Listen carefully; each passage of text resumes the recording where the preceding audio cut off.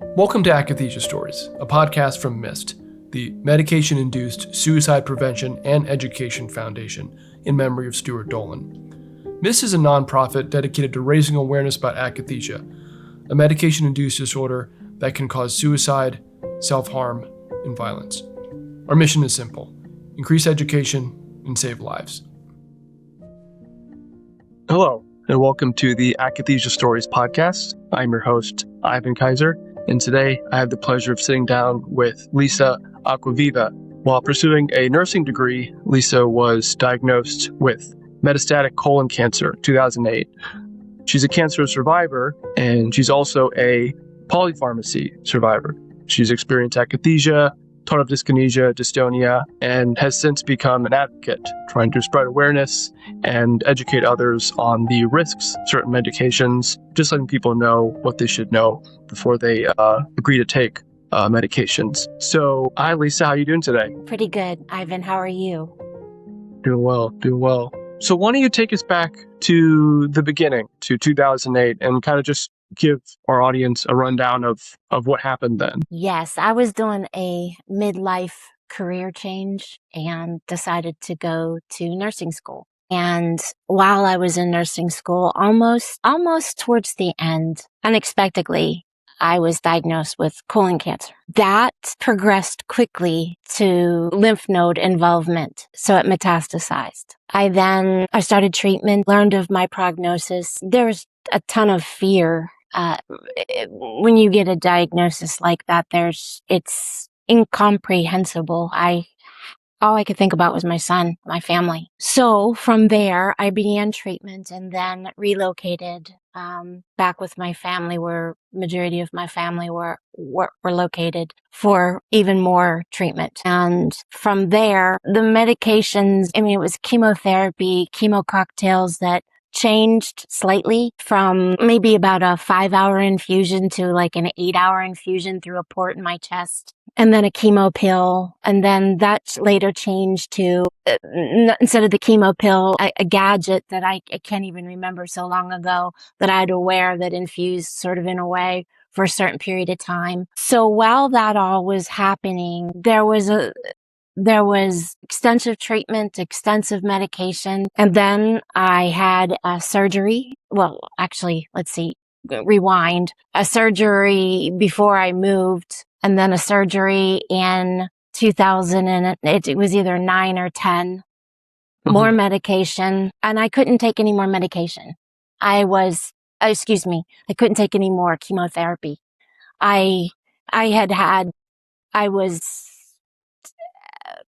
so incredibly sick. There was a major crushing chest event that led me into the hospital from one of my infusions, like a heart type of situation. And after I came out of that, I wasn't able to do any more chemotherapy. So at that point then I went into palliative care at home. And then I went to inpatient hospice care, and the medications, to keep me comfortable and all of those sorts of things, is extensive treatment. And then I'm not quite sure on why I was in home or inpatient hospice for, I think, a month, and I was no longer allowed to stay. So my parents had to come pick me up. I'm not sure if it was an insurance thing, or I'm not really even sure what. I couldn't really know under the amount of meds that were going through me. There were like a number of benzodiazepines. There was a large amount of opioids. One of my documents was like 1,000 milligrams of oxycodone or 150 milligrams of Oxycontin 3 times a day. And there's all these different versions and varieties and things. And my parents had to pick me up at hospice. And from there, so that's why I say I was pulled out. But I don't really know all the details. That's 100%. So then I went from there to a surgeon was able to operate on me the 3rd time. And from there, that seemed to put me in a place of no evidence of disease. Now, mind you, when I made it through that surgery, which was very rocky. And my parents had like the priest come into my house and our house and give me my last rites and everything. Nobody expected me to make it through the third surgery. I was reading some of my notes about 8 people holding my organs and, different things between the second surgery and the third surgery, which were unbelievable. In any event, I was in intensive care after the surgeries for like well over a month, and then home care with wound vac for about 6 months, and then they told my parents, because the amount of meds up to that point and then me making it through the surgery, I didn't know hardly anything.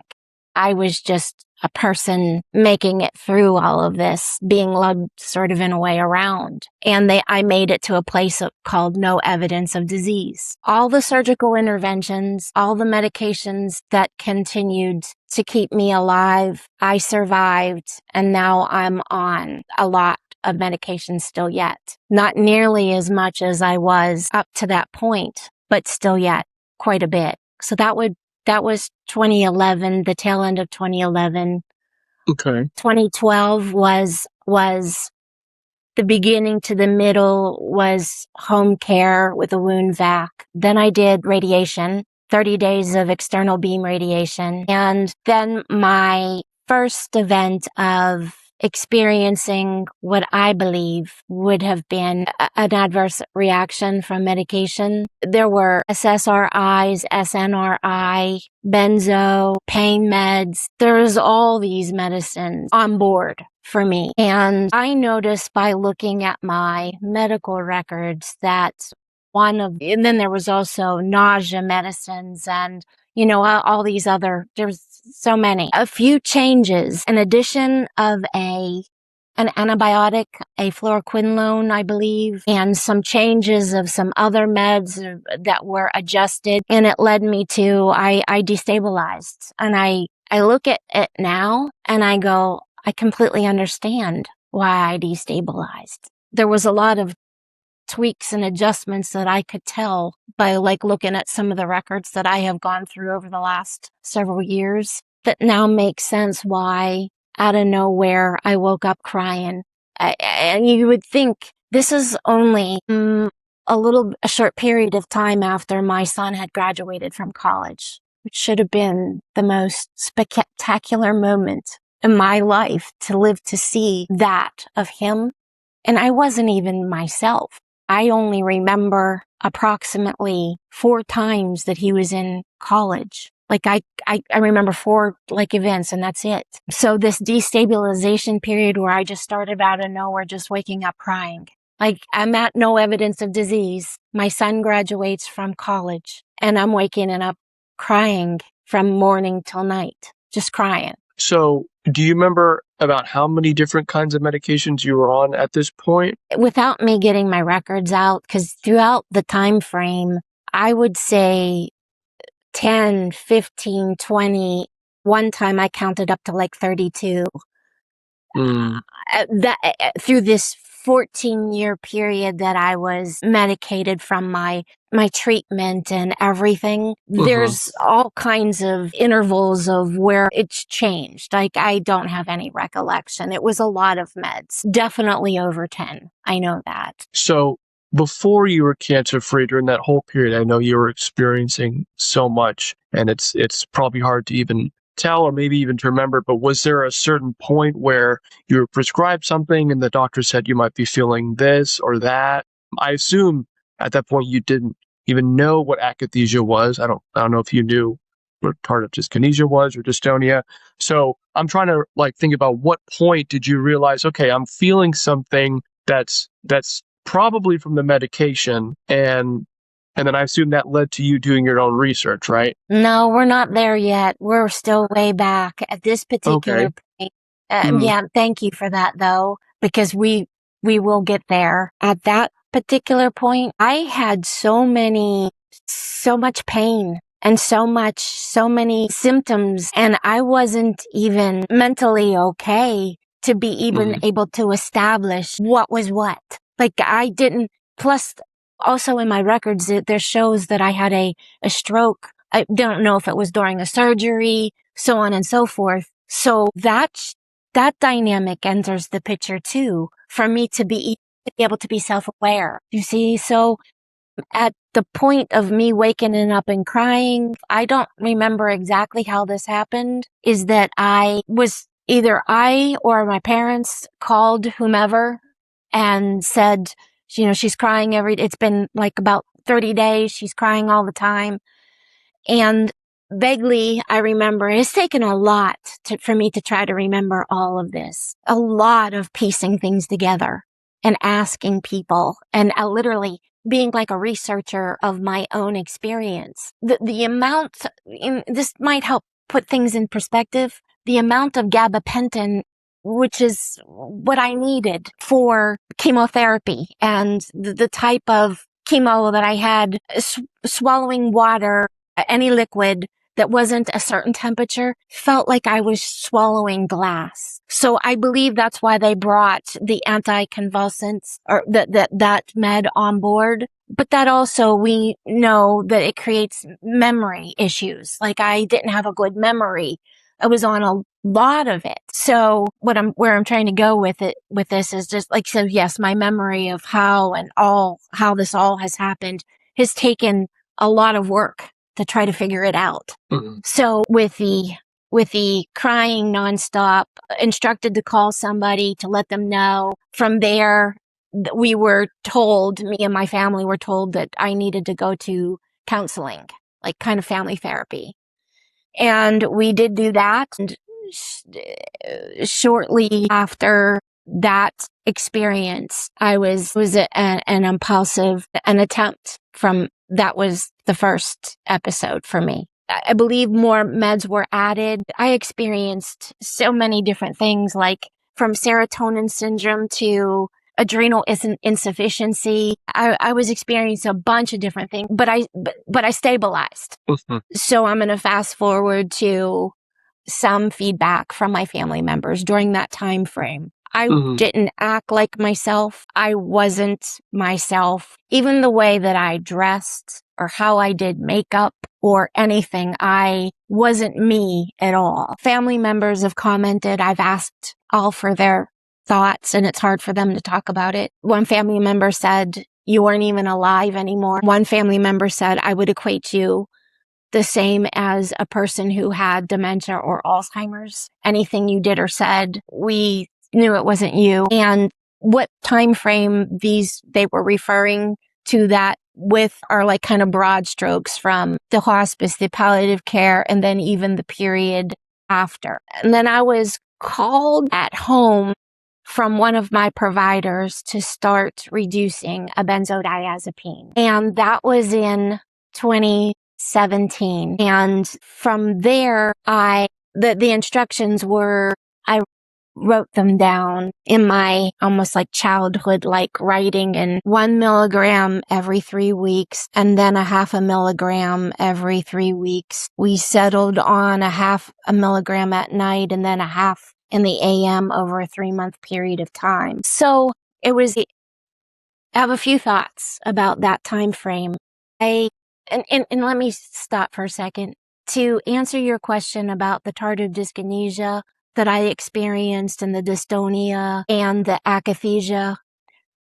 I didn't have a vocabulary I didn't have a way to express myself, hardly at all. I couldn't communicate. I tell my family, I felt like I was surviving in a way like an animal. I was almost primal. So back to where we're at with the reduction of the benzodiazepine, I distinctly remember feeling like I had been in a room that had like blackout curtains, and all of a sudden somebody opened up a little bit of light. The reductions were hard and very difficult, and led me to literally, I was wheelchair because I couldn't walk long distances.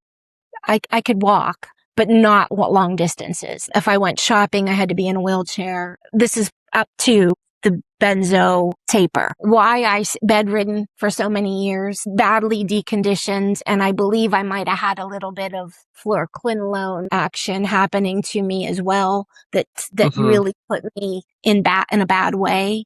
Hindsight, looking back at it now, the reductions of the benzo as I was reducing them it catapulted me out of bedridden. It catapulted me out of a wheelchair.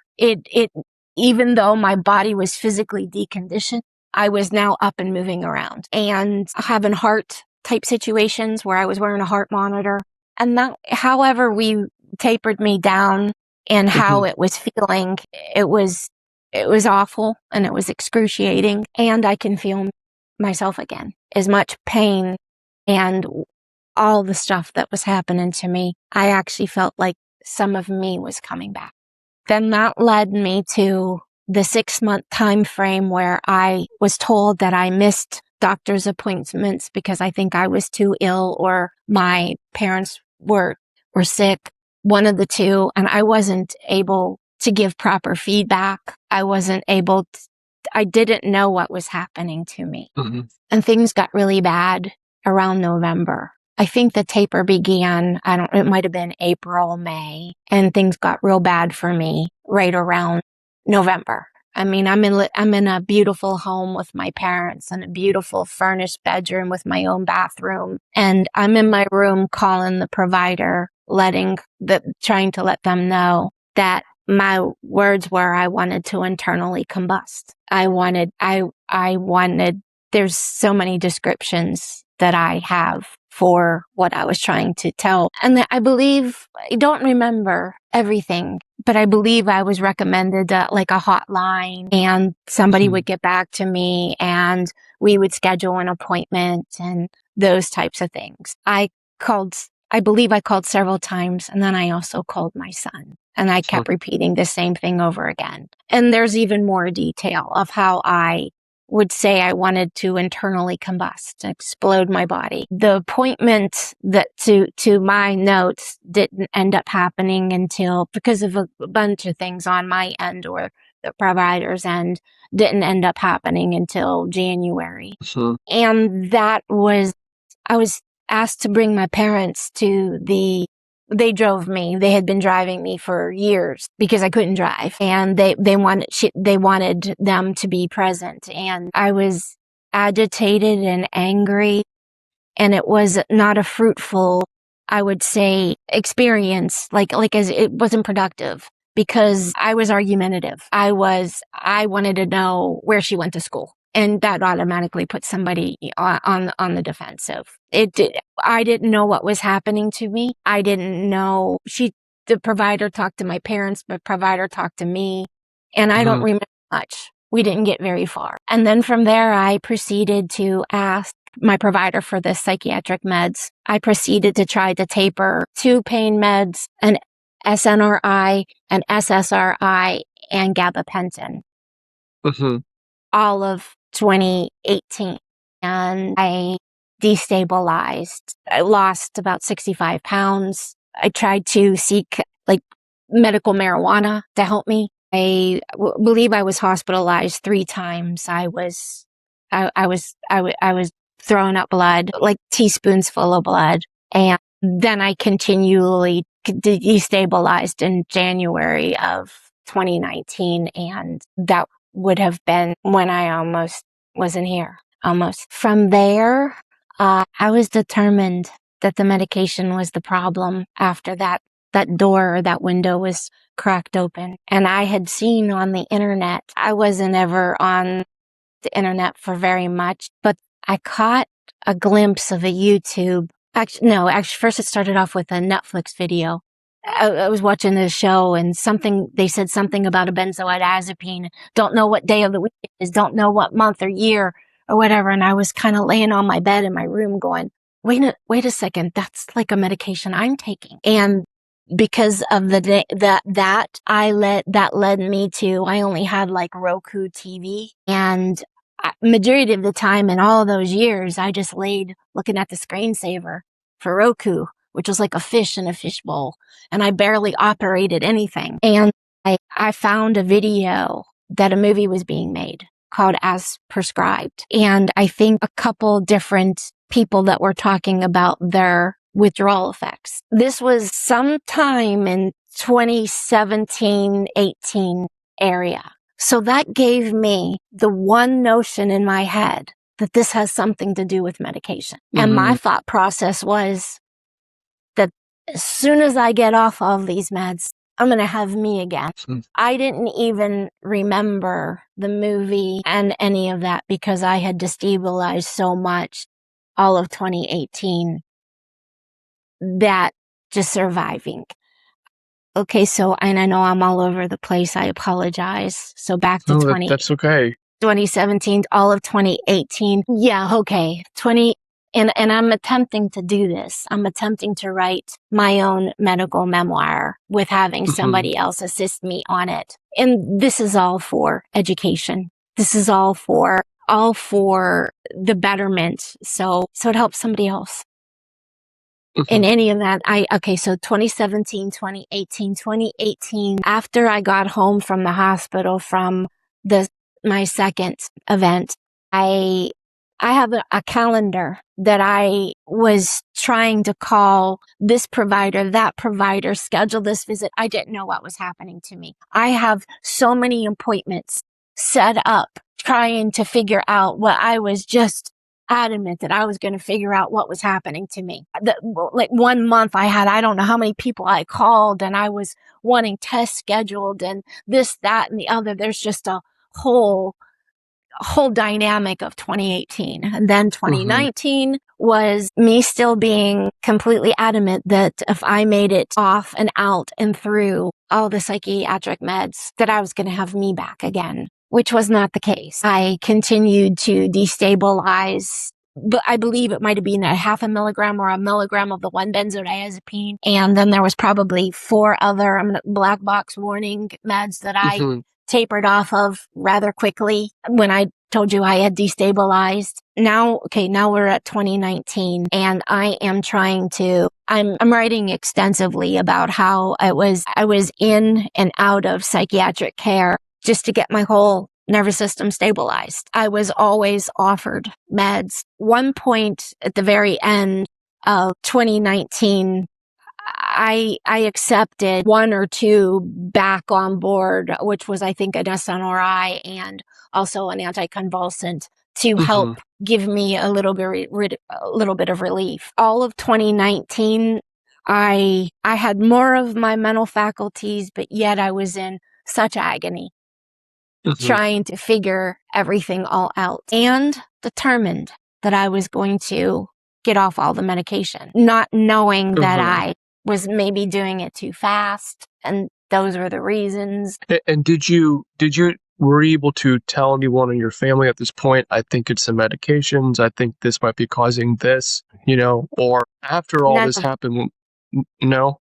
No. And I don't think any of us knew, like any of my people knew. I hear from my family, some of my family thought I was going to be like I was, the person that they didn't know anymore for the rest of my life. I know that I felt like it had something to do with medication, but when you're suffering so much, and I still wasn't able to communicate very well to anybody else, and didn't have access to the information that I really probably needed. And I honestly think on my providers, and it was patient-led, and I wanted to come off these, and it was in a way my onus to report and continue to give proper feedback.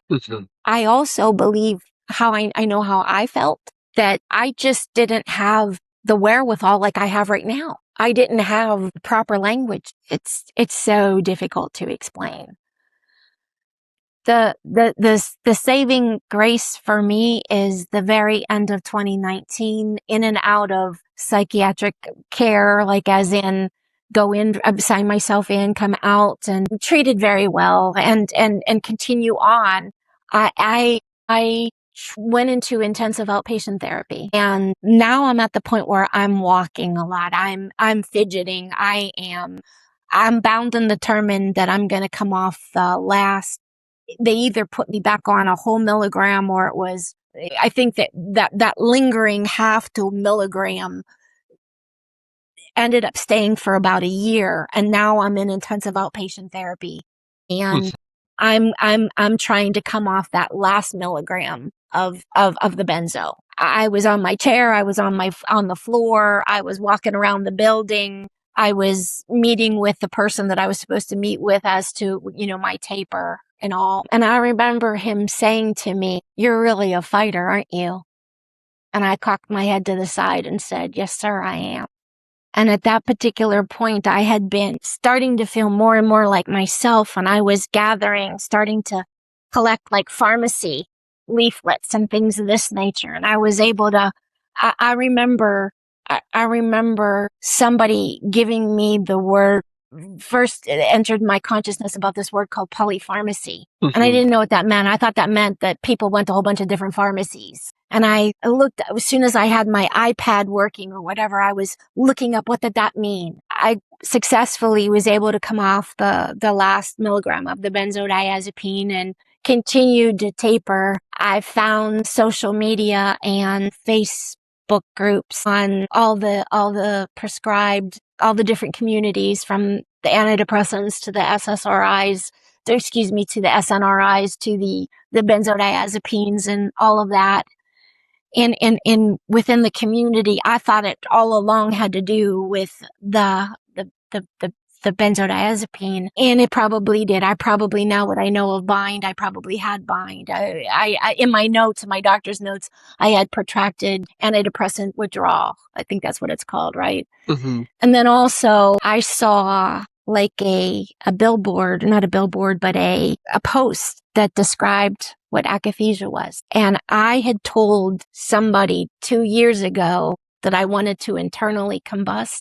And I think the sign, the post said spontaneously combust. It's either they said spontaneously combust and I said internally combust, one of the two, but nonetheless it had something to do with, and immediately I went, that's what I have. That's what's happening to me. And that was either the very end of the middle of 2020 to the very end of 2020, I started to discover this, and it was full blown. I was walking miles in my neighborhood with a badly deconditioned body. I was very neurologically injured. I was so terrible with word finding, and I would name everything as I was walking because, even colors, and in order to get my brain working. So me knowing what I had, it changed everything. Yeah, that's a lot. I mean, and it's so much to go through that. And then, like you said, you're not even really aware of what's happening at that time. So you're slowly figuring things out, slowly becoming yourself again, And when you talk to your family members about all those years, and you said you're doing more research because, you want to write about it, which I think is really, really great. So none of them think back to that period and think, oh,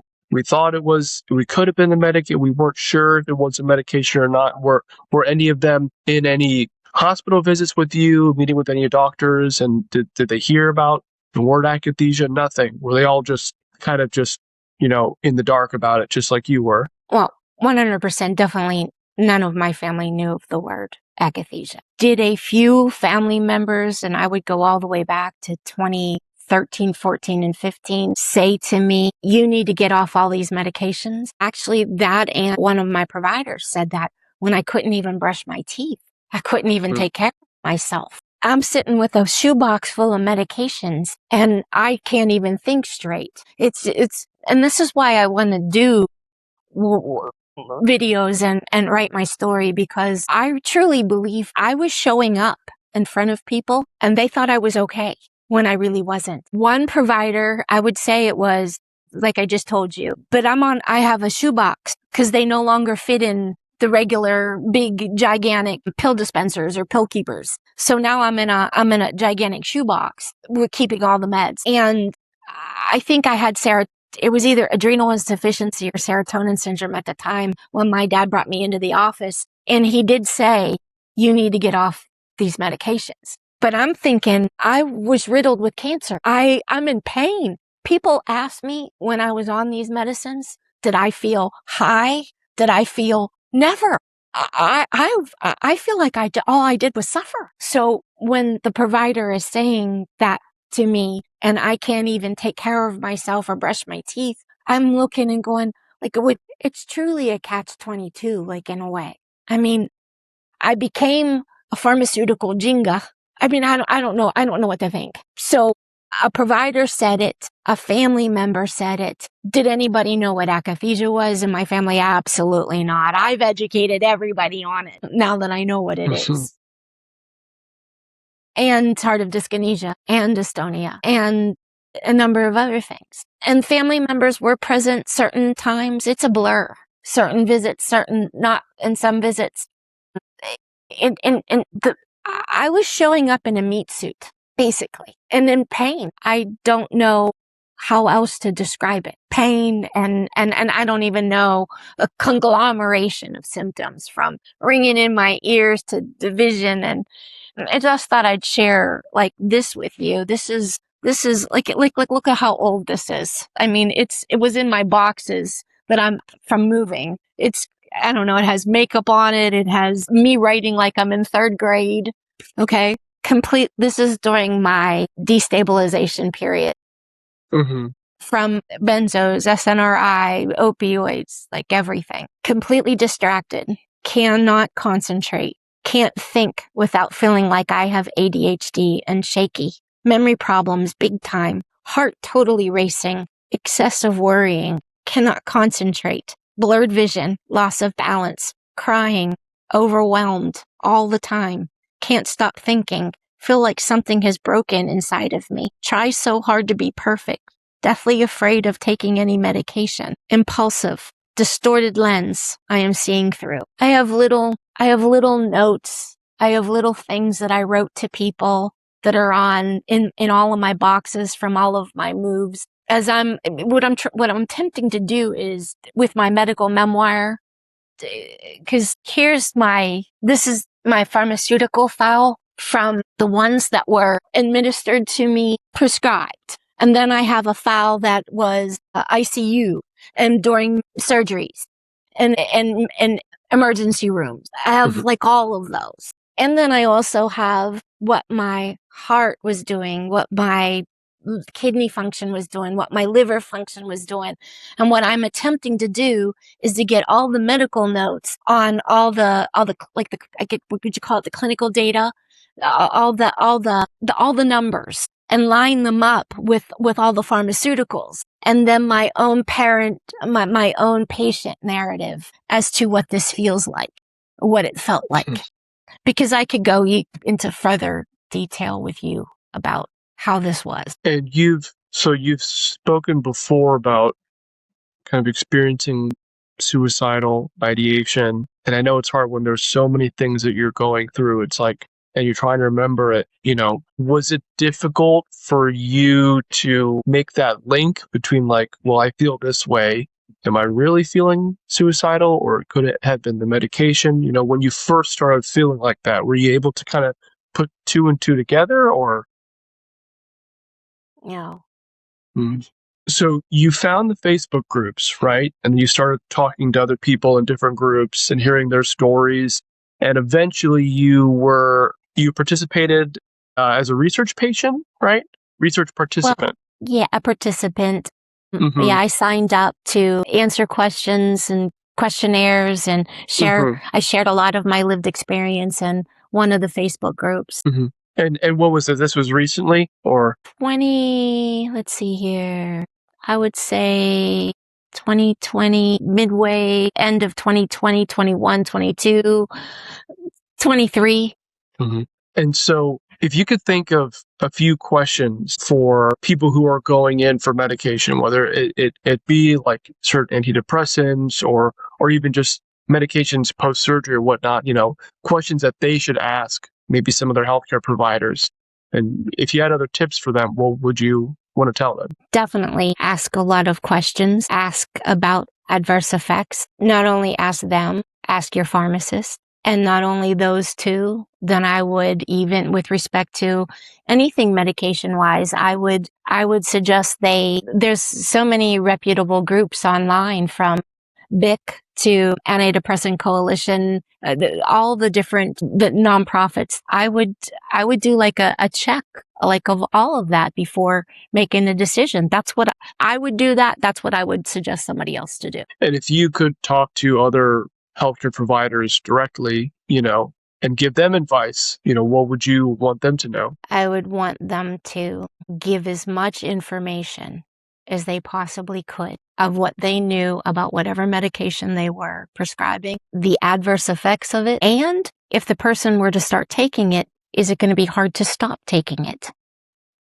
And that's like another thing of my experience, that I was so clueless that I didn't know that if you started an anxiety med or an antidepressant or any of these, I just thought you could just stop taking them if you didn't want to take them anymore. And that's not the way that it works. So, and I think most people know that nowadays, but I didn't. So with respect to a provider, that's a really good question. Inform your patient as best that they could. The pros, the cons, the risks. And the other things are like, what nutrients do they deplete out of your body? Like, there's that too. There's a lot of information that could go. One of the things I noticed with myself is as all these meds have been untangled and I'm on 0 meds from 10, 15, 20, 28, and I think the maximum I saw was 32 meds. My liver function, my kidney function has all normalized. And I was in some of the data points on both of those. They were in pretty bad shape. Now, how do we parse it out between the chemotherapy and all of these things? There's that too. Okay. But, and if the doctor can't point the patient in the right direction, talk to your pharmacist. That's what I would want. But in my case is different because providers were looking at somebody who wasn't even there. Mm-hmm. And same goes with my family. I fell through all kinds of cracks. And how I believe this happened with me is people only saw me for short periods of time. And those short periods of time, I seemed to present okay. But the other portions of the time, I wasn't okay. So that's what I believe happened with like the family side of things. It's a loaded question because I could think of a million things for surgery or coming out of surgery and being very medicated for very real reasons. Mm-hmm. A lot of different suggestions because people need the information repeated over and over and over again. So there's that too. So you said you're talking to family members and trying to gather as much information as you can about that period of time in your life when you really didn't feel like yourself and you remember so little about it. Is there anything else you're kind of doing? What's your day-to-day like right now? Are you putting other pieces of things together? Are you doing other kind of advocacy? My day-to-day from the time I call it my lights came back on, where even though I say my lights came back on in the very end of 2019, beginning of 2020. But you got to know where I came from to know what I call my lights came back on is even a better question or statement, I guess I should say. Because from that point forward to 2022, I had an evaluation done on my brain from a gentleman that does neuropsych evals on veterans, a lot of veterans. And I brought in my pharmaceutical file and all that I could gather. So you ask what I do. I have boxes and boxes of medical records that I go through, that I try to piece together. I'm a learner and a researcher on my own experience, all for the betterment, all for progress. So I've moved several times. I started to learn, I began to, in intensive outpatient therapy in the end of 2019, I was able to do activities of daily living and take care of myself. And then that moved forward to me being able to actually cook for myself. And then I tried living on my own independently for a while. And then I learned how to do that. Not learned, but continued to heal. And I'm still healing. I research my whole medical experience. I'm in touch with community members. I went back to work part-time I tried to work more than part-time, but wasn't able to with the steel healing. And I believe I still have a mild level of akathisia still yet. And I've assured my doctors and talked to all of my doctors about it, that I live with it. And I know in a way what sets it off, what makes it worse, I should say. And gradually as time goes on and whatnot, it's from being 1,000, it's down in the 50. Like that's how I continuum. I think of how bad it was to now it's at a 50 level tolerable for me, for my own person. So the healing, learning how to live independently, learning how to work again, learning how to take care of myself, researching my whole entire medical situation, in touch with community members, every member of my medical team, here, anybody that I'm in front of with respect to my care. I continually discuss what I have experienced and what I feel like, what I believe has happened. There's one lady, one of my providers, she had to take care of insurance premium type paperwork for me in one of the years in the 2021-22 timeframe. And she had said to me when we were getting ready to do paperwork again regarding a waiver of life insurance premium. She said, "Do you recall last year you were in my office and you stood the entire time?" And I said, yeah, I was able to sit down without, and a lot of fidgeting and whatnot. So it's the one-on-one. I'm not doing my advocacy that you had mentioned through social media, through every person I'm in contact with, doctors in our family or people that I know, anybody I know. I'm always discussing what happened to me and what I've learned. And that always leads to a conversation.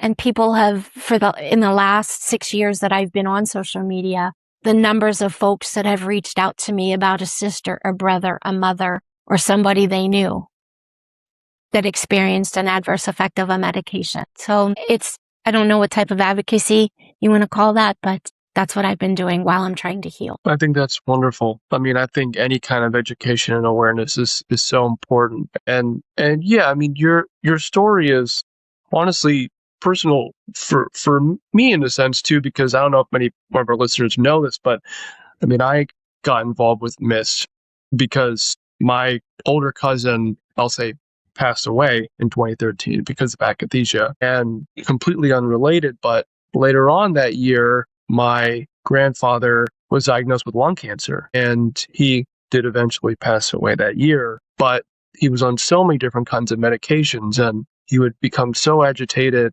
like seemingly just kind of out of nowhere. And, we were just kind of learning what happened to my cousin that year. I don't even remember if we knew the word akathisia yet, but we knew there was something up with the medications. And I know at one point he said, I knew what Natalie was feeling. And that's not to say that one instance, that one thing he said meant that he did have akathisia or not. But I think it's enough to where my family was aware that, okay, these medications can do certain things, and we need to be very aware of these kind of risks. So that education for us was so important, and eventually led to us finding out so many things about my cousin as well. So yeah, anything that you can do to spread awareness and education it really helps so much. Is there anything else you want to share with our listeners? Anything else you'd like to talk about? I appreciate MIST's work, Stephen's voice work, Akathisia Alliance for Education and Research work. I'm grateful because it puts the pieces together for me as to what it was that I was experiencing that I didn't know. And I often wonder where I would be right now.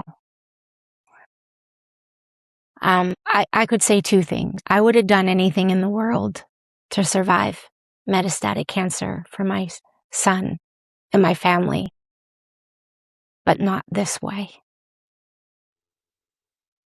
And now that it is this way, I have to do something with it. And the vocabulary and the conditions that I have been made aware of by all the amazing groups changed everything for me.